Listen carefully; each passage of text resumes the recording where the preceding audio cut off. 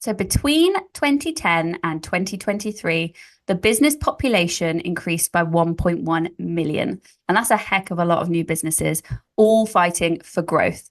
And that's what we're going to be talking about today on Beyond the Hub. We've got Paul Crowe, sales consultant with so many years of experience here with us to tell us what challenges businesses are facing with growth, how to overcome them, and where the opportunities are. So Paul, would you like to introduce yourself to the people that don't know who you are?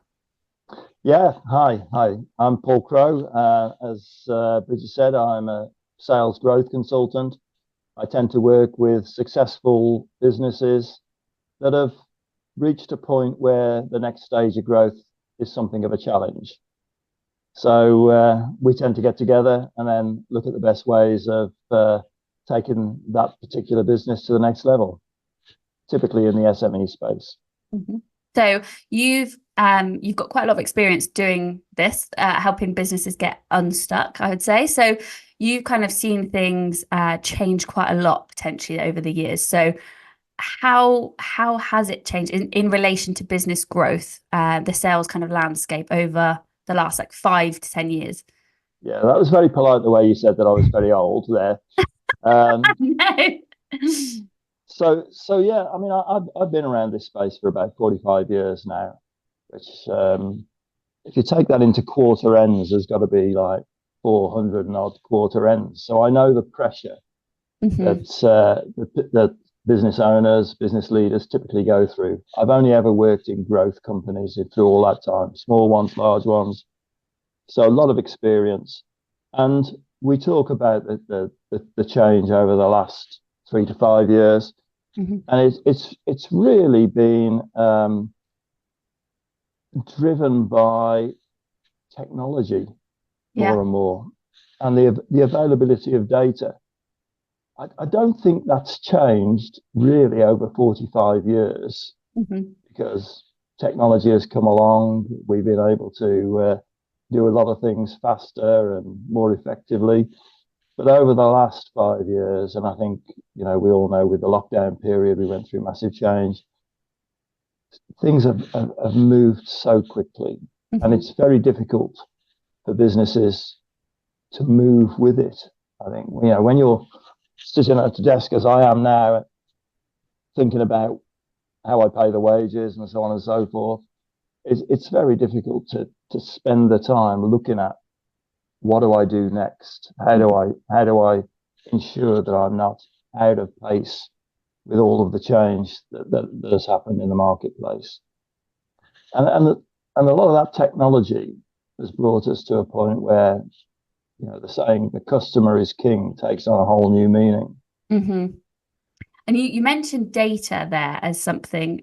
Is that, so from your recent conversations that you're having with business leaders and things, are you seeing that as one of the common challenges is data? What is the kind of top one?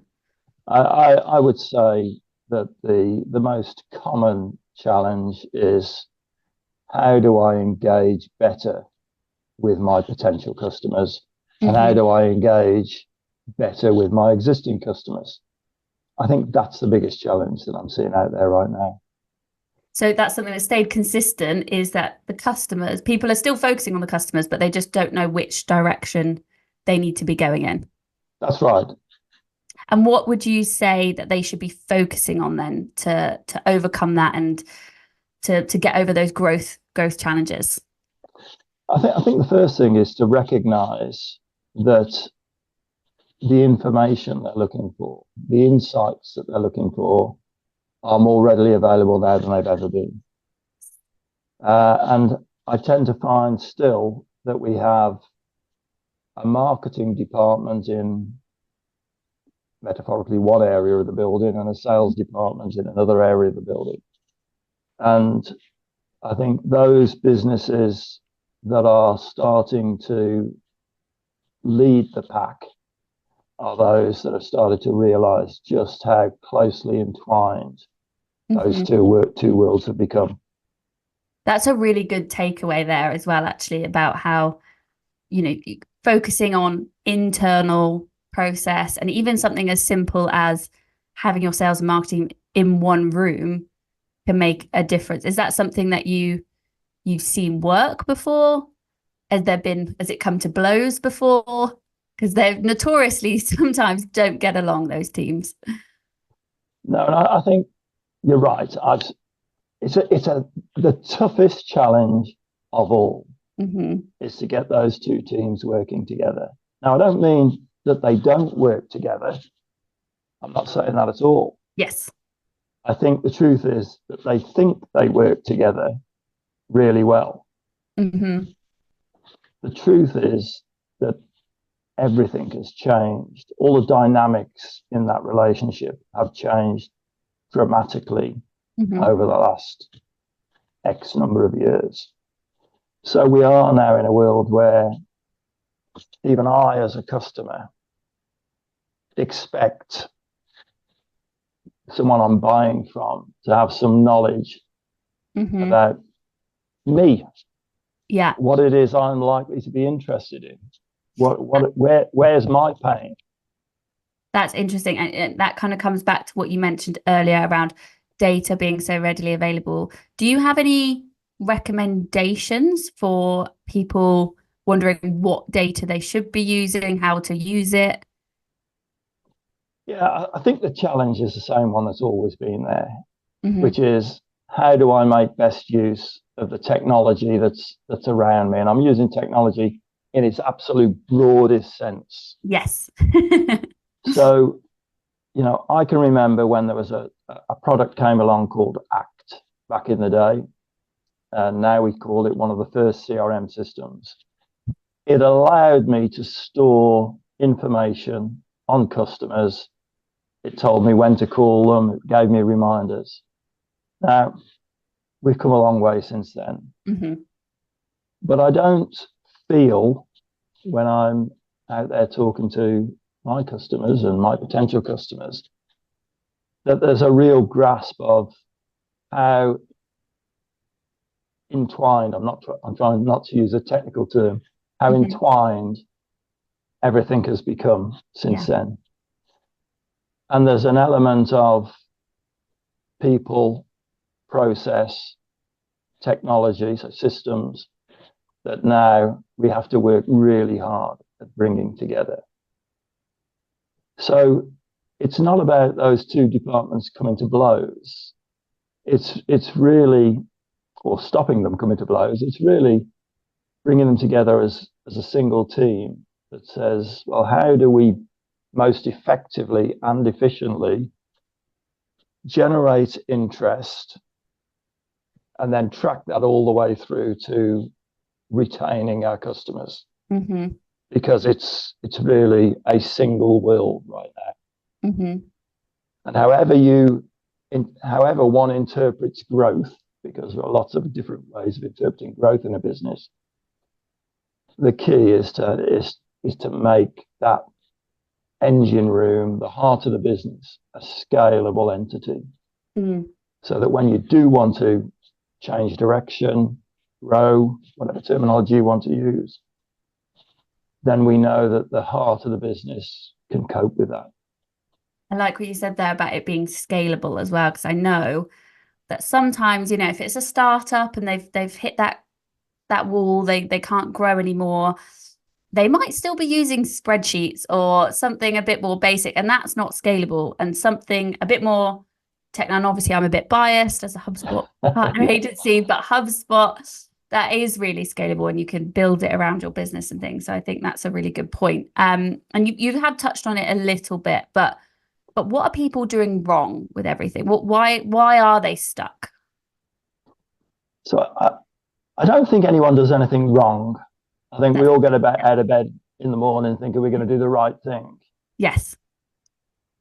But as a business grows naturally, organically, then the challenges that we face every day become larger. Yes. Cash flow. How do we pay the wages? How do we, are we in the right building? Do we have enough space? All of these things become bigger challenges in the day-to-day operation of the business. So therefore, we tend to focus on what we've always done, but try and do it faster or bigger or better without really knowing what faster, bigger, better really is. Yeah. So eventually we tend to run out of steam because there's only so much faster we can run. Mm-hmm. So Burnout. then we start getting into making decisions based on the fact that our back's against the wall. Mm-hmm. And that's where it becomes painful. So, let's recruit more people. Mm-hmm. That's not easy. Let's move into a bigger building. That's not easy. Nope. And they all cost money. Let's take on a new product. Mm-hmm. Let's break into a new market. They're all the kind of things that, I've been a business owner many times where I sit in a darkened room and think, yeah, it'd be really good if we could get into Wales, as an example, or Scotland, because we've done most of our work close to home. It's a great thought, but then one has to think about how. Mm-hmm. How do I do that? So less impulsivity, slowing down a little bit, thinking about things a little bit more.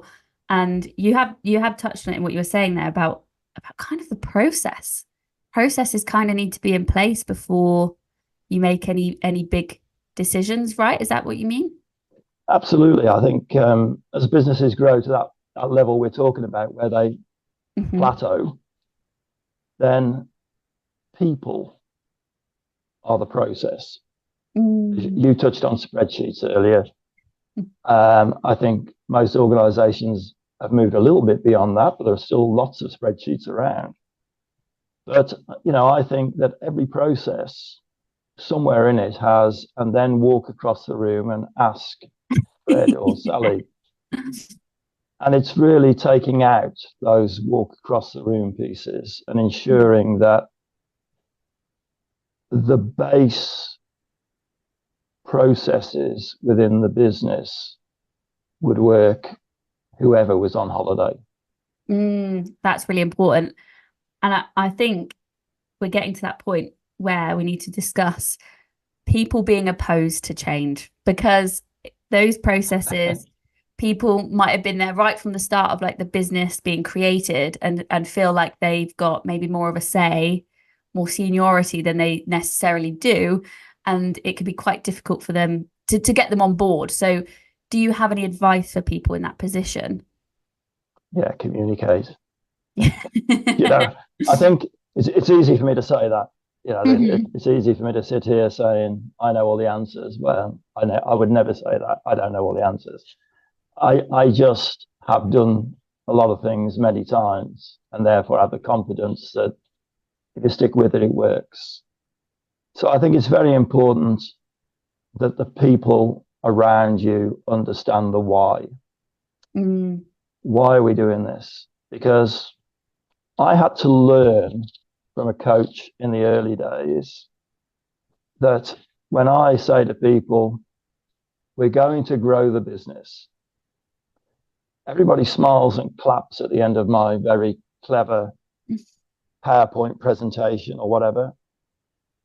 But the majority of people leave the room and say, well, we're going to grow, but I don't even know what that means. Yeah. I understand what grow means, but how does it relate to me? And it can mean so many things, can it? It could be go international. It can be more team members. It can be more products. What is partnering, anything. Mm-hmm. So I think it's very important as a leader to lead as well as manage. And the leadership piece is around that why, is to bring the team with you on the journey. So to spend the time to explain where we've come from, where we are, what the challenges are. You don't want to share all of the boring stuff, but enough so that the people in the room say, yeah, Yeah, I can see that. and feel like they're a part of it. They've got That's some right. impact on it. I mean, back in the day, you know, years ago, it was very crude. It was things like we could always identify a competitor, for instance, and we'd say, okay, we're all going to rally behind the fact that we are going to be bigger than them, or we're going to have more customers than them, or we're going to. Now it's not quite as straightforward as that. It's multidimensional, and it's why. Why do we want to grow? How? How will we grow? Where will we grow? And then that piece that you touched on, where do I fit in all this? You know, I used to do a lot of work with Sandler, or do a lot of work with Sandler, and they always say it's always important that a leader understands the personal goals of the people that they're leading, because then you can tie those into the overall goals of the business. And I think that's key, you know, is to get everybody facing in the same direction. We all know that there's a point in the business where people join the business because they get paid at the end of the month and it's a nice place to work and it's culturally it's great. So they are the people that, week in, week out, will do their job, deliver it well, and don't want to really understand where the business is going or why the business is going there. And I think it's important to recognize that they're important in the business as well, because they are part of the process. Yeah, keeping it afloat a little bit. So in every one of those areas, it's important to have them aligned with somebody that does understand and is seeing the bigger picture. An internal champion, I suppose we would call That's those right. Ones that really care. Absolutely. It's part of who they are as well. Yep. That's important to identify right at the start, I suppose, isn't it? It is. Yeah. And it's also important that you don't have a culture where people are afraid to put their hand up and say, I don't get it. This whatever this is that you've asked me to do on my desk today, I don't get it. Can somebody just come and sit with me and talk to me about it? Loneliness in a workplace is the worst thing in the world. Yeah, and I guess this process will help you identify if that's happening as well. That's right. And you're gonna, I suppose, when you're kind of in this process where you're stuck and you need help to overcome that, you're gonna have to stay a bit agile, would you say? And how important is that?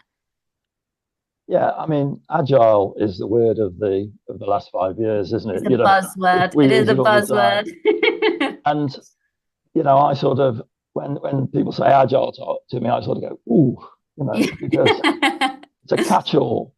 I think flexible is better than agile in this context, because the business will be agile, the teams within the business will be agile, which is being able to change direction quickly, adopt change. But I think when it comes to growth, flexibility is key.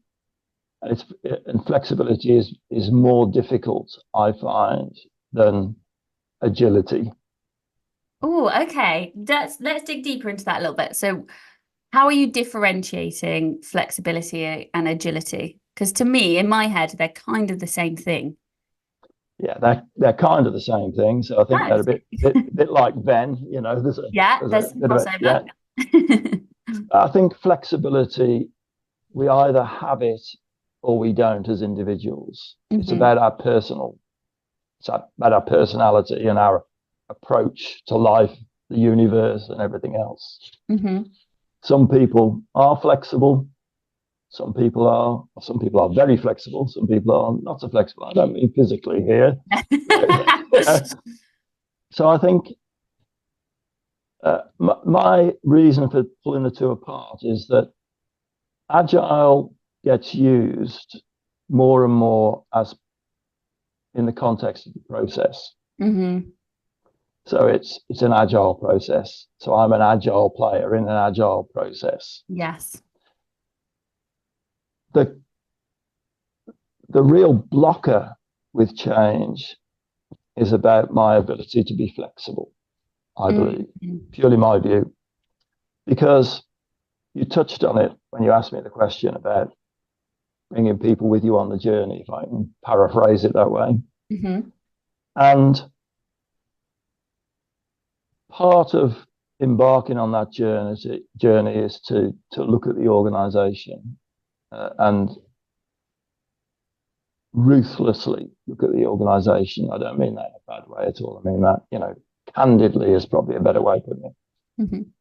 So that I'm saying, what do I need my organization to look like to be able to embark on this period of growth that we're now going to go into, and to really lay out an organization chart based on roles, not individuals, first time out, and then look at all my individuals and place them into those roles and be very, very detailed about, is that person a perfect fit for that role?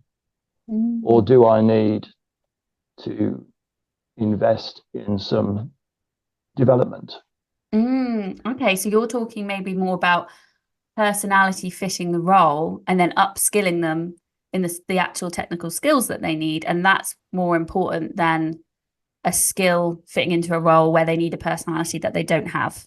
That's right. And it's knowing if your team players, as you slot them into those roles, are flexible enough to take on that role.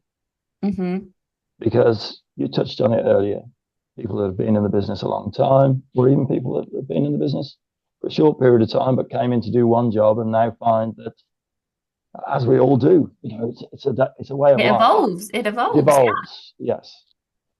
But I think you asked me right at the beginning what's changed over the last 3 to 5 years, and I think the rate and pace of change is what's changed more than anything else. So that flexibility in the workplace has become more and more obvious. A lack of flexibility is probably more obvious. So that's what business leaders kind of need to be looking at internally, is who is flexible and who is not. And I guess a question that rises out of here and is something potentially that all business leaders might have to face in their career, is about redundancies. And if you need to make those redundancies in order to overcome that growth hurdle that you're facing, how and when should business leaders approach that? And that's quite a hard question to answer, because I know it depends. Yeah, yes, it is. I think, redundancies, in an ideal world, we'd never make people redundant because we'd be taking a longer term view of the business and adapting as we go. And for those people that perhaps don't fit anymore, because unfortunately it's a world where forever the downside of technology has been that we have less people. I'm old enough to remember taking my typing into the typing pool, which was a room full of typewriters busy knocking away. Now I do all my own typing. The world continues to change in that way. I think it's, again, about the why. Yeah. And communicating it. And it's really hard to do. It's really hard to, as a leader, to get ahead of that curve, because typically we will have done everything ourselves over the years. Yeah. So all roads lead to my desk, so those decisions take place at my desk. I think it's a case of building a strong leadership team, Yes. which could be one other person, could be two other people, it could be five other people. But over a period of time, pulling together the leadership team that can take the business to the next level. And if that does involve some restructuring of some kind, just do it with care and compassion. Yeah, because the why is important there too. Yeah, I love that. And I really like what you said then about over time, the leadership team will make a positive change. And I think that's something that when people hit that wall with their growth, they make some changes and they expect in a week to see the repercussions of that.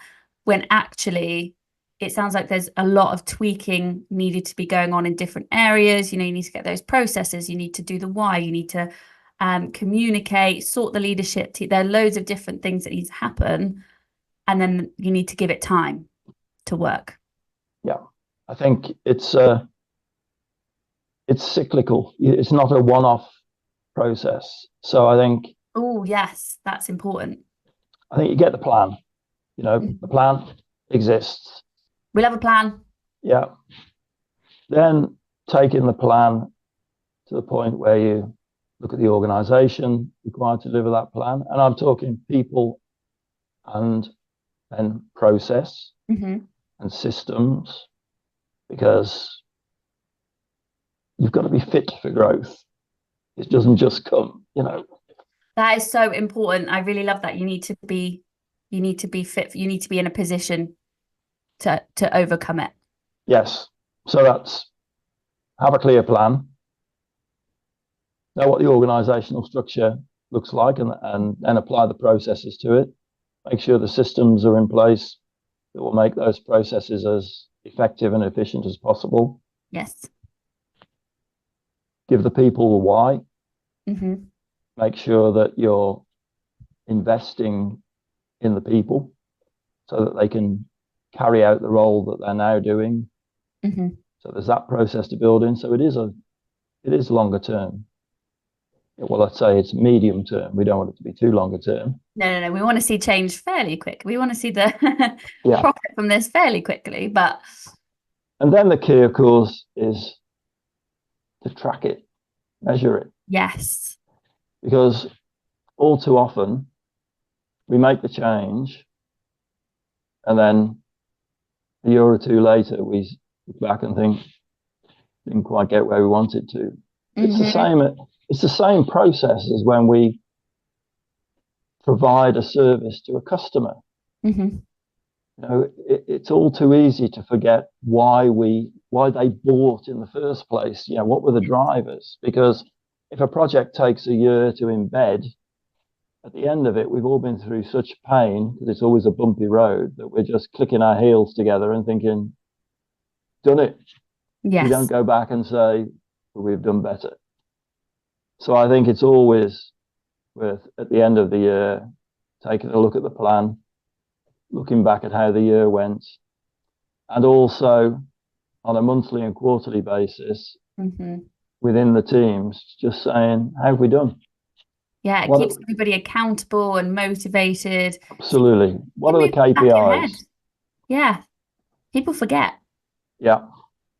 And it's key, because I, as an individual, want to be able to assess for myself how I'm doing.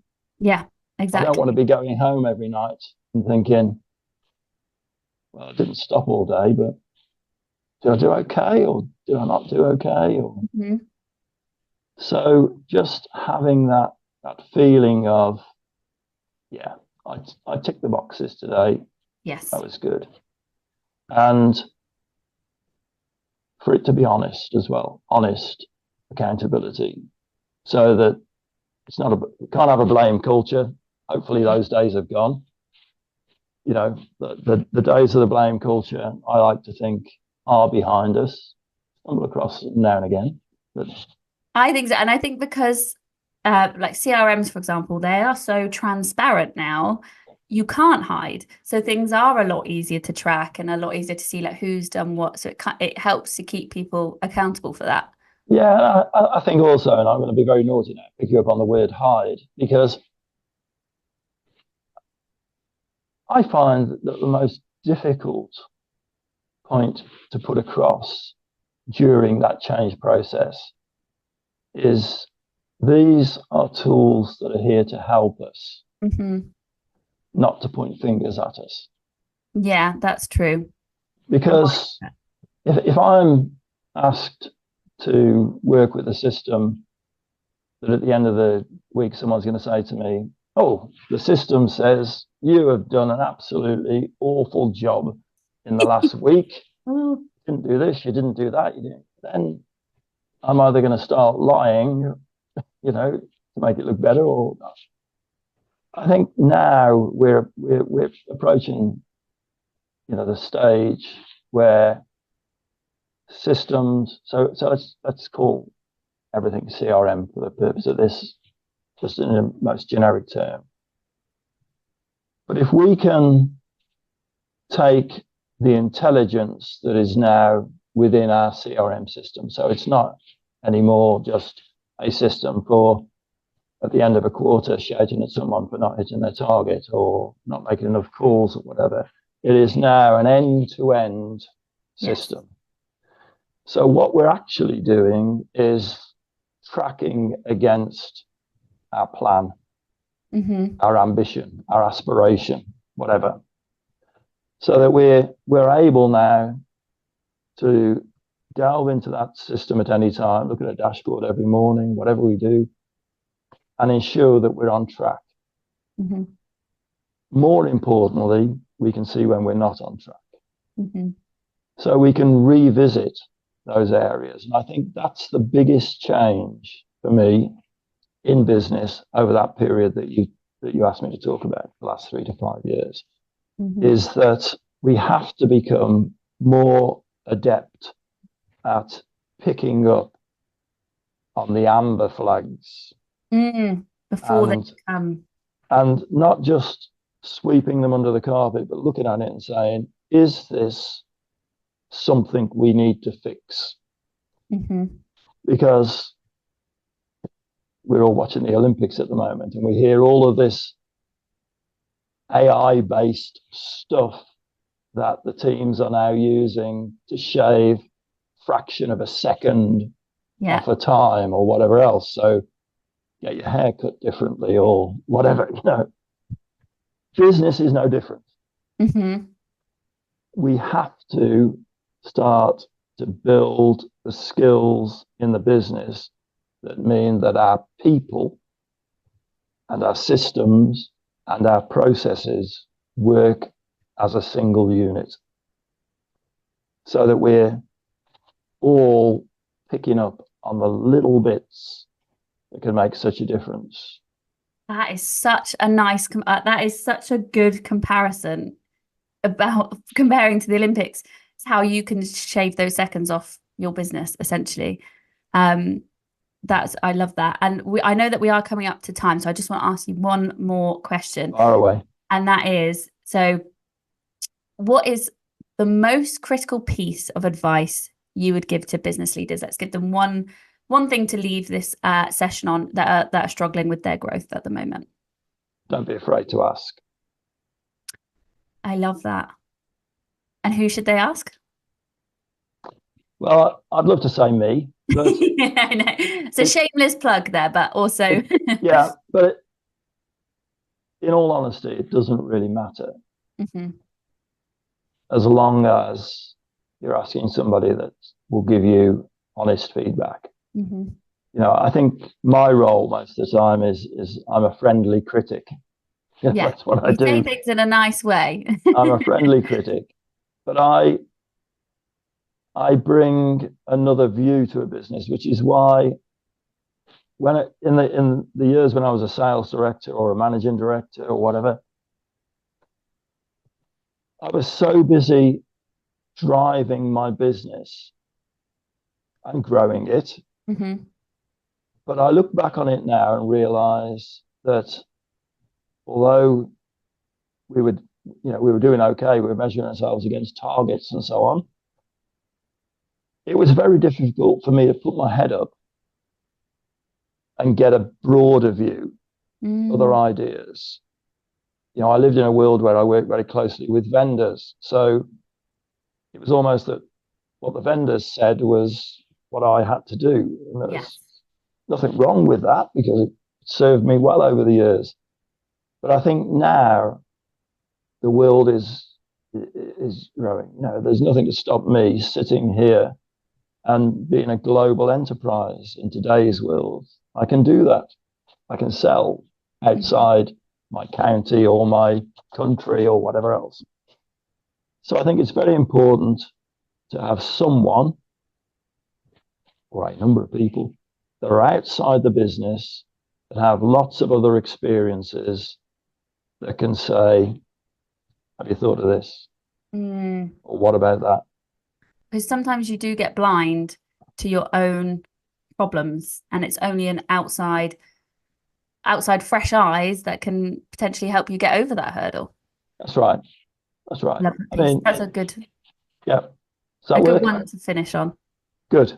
That's been really helpful. There's been so many takeaways there. I'm going to make sure to summarize them all for everybody as well. But thank you so much, Paul, for spending the time with us today on Beyond the Hub. Always a pleasure. Thanks, Bridget. Thank you. Bye.